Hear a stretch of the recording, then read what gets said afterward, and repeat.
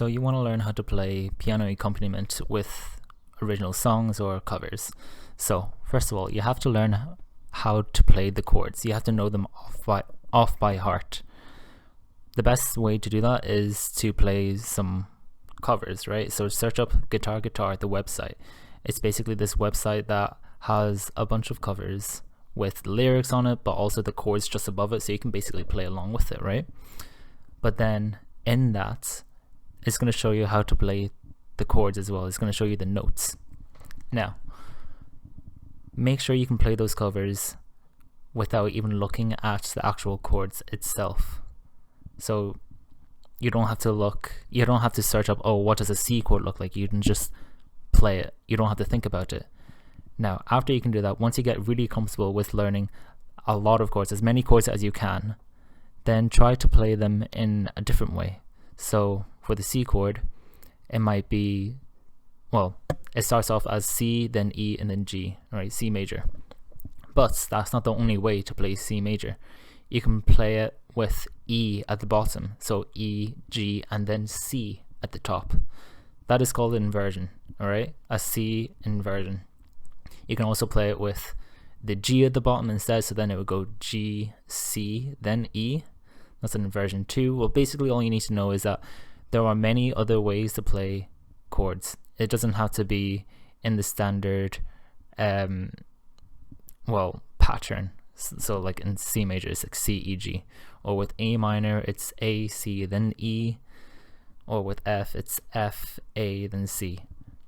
You can play them in different ways. By playing them in different ways, it will sound, your songs, they will sound more natural. It will flow better, and you'll find it much easier to actually play those songs as well, because you won't have to move your fingers so much. After that, you want to learn how to play in a different rhythm. So instead of straight rhythm like da da da da da da da da, you can go like da da da da da da da da da, something like that. Experiment as much as you can, really. You don't have to keep on like a quarter note beat, okay? You'll know whether or not it's going to sound bad or not. You can just trust your ears. If you listen to music before, you'll know what good and bad music sounds like. So just trust yourself when you're practicing piano accompaniment. But then playing originals, obviously you might encounter, oh, I don't know how to play A flat major. Just search it up. Search up any chord that you don't know how to play. Then eventually you'll remember those chords. You just will. You remember the notes. The cool thing is, all chords are technically the same. So they all, on a piano, like let's say C major, C, E, then G, right? Comparing that to the chord D major, now those have completely different notes, which is D, F sharp, then A.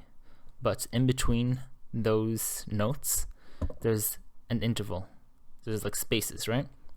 So between C, so for C major, between C and E, there is a 1, 2, 3, 4. There's 4 steps above it, right?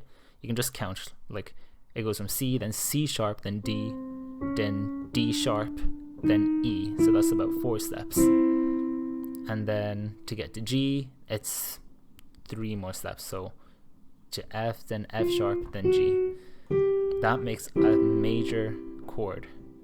Now, that applies to every single other chord.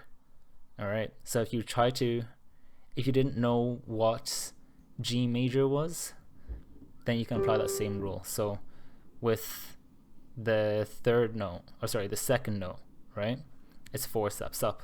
So it goes G sharp, then A sharp, then B. That's your second note. And then your third note, it has to be 3 steps up. And then it's, C, then C sharp, then D. That's it. That's all it is.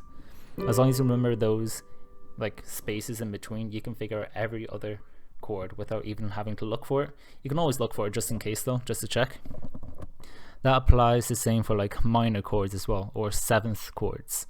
But you don't have to worry too much about the 7th chords if you're just starting off learning how to play chords on their own.